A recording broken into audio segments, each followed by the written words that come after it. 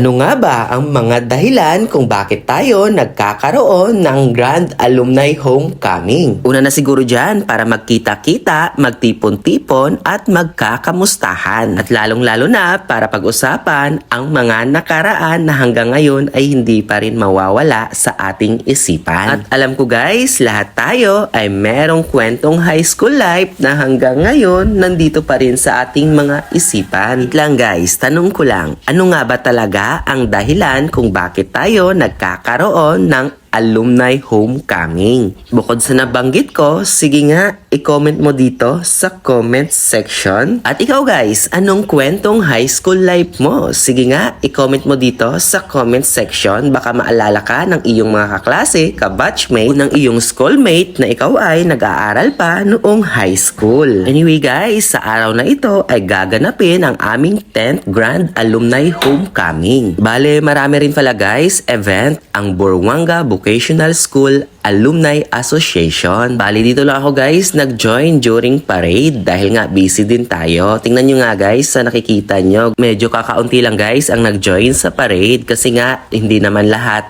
ay available sa mga oras na ito. And go! Batch 2009! Ano ang mambal? Arriba! Arriba! Ano? Bali, after nga namin mag-parade guys, ay bumalik na kami dito sa aming Buruanga Vocational School. At ito guys, shoutout nga po pala sa BVS Batch 2004, Batch 2005. Sila yung mga batch na hindi namin naabutan kasi nga elementary pa lang ako sa mga panahong iyon.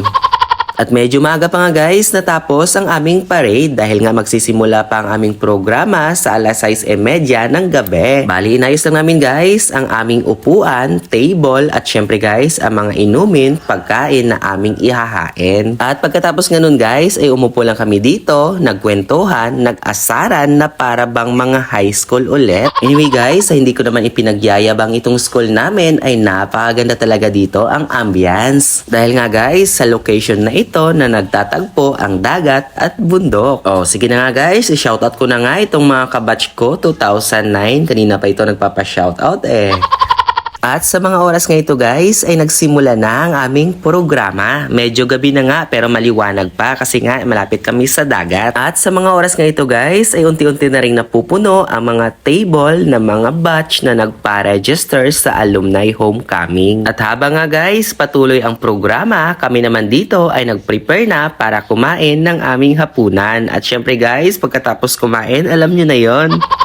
Bale, ngayon lang ulit nga ako guys umattend sa aming alumni dahil nga noong last 2024 ay hindi rin ako naka-attend. At nung last year ay hindi naman kami nagdaos kasi nga buwan yon ng eleksyon. At sa mga oras na nga ito guys ay nag-umpisa na kaming kumain at sa oras na ito ay nararamdaman na ng aking sikmura na nagugutom na. At nais ko pala guys i-shout out at pasalamatan ang aking mga kabatch na nag-donate para sa pagkain at para sa inumin. Maraming salamat po sa inyo at sana marami pang blessings na darating sa inyo. God bless po. At sa mga hindi pala naka-attend ngayon, sana sa susunod na alumni ay magkita-kita na tayo. At alam ko naman, hindi lahat tayo ay may opportunity na makapag-join dito dahil nga meron tayong kanya-kanyang responsibilidad, trabaho o anuman ang ating pinagkakaabalahan. At yung iba ay may kanya-kanya ring dahilan para hindi makapag-join dito. At may kwento ko lang pala guys ang sinabi sa akin ng aking kabatch kaklase noong high school. Kasi sabi niya ayaw niya sanang mag-attend dahil daw nahihiya siya. At sabi niya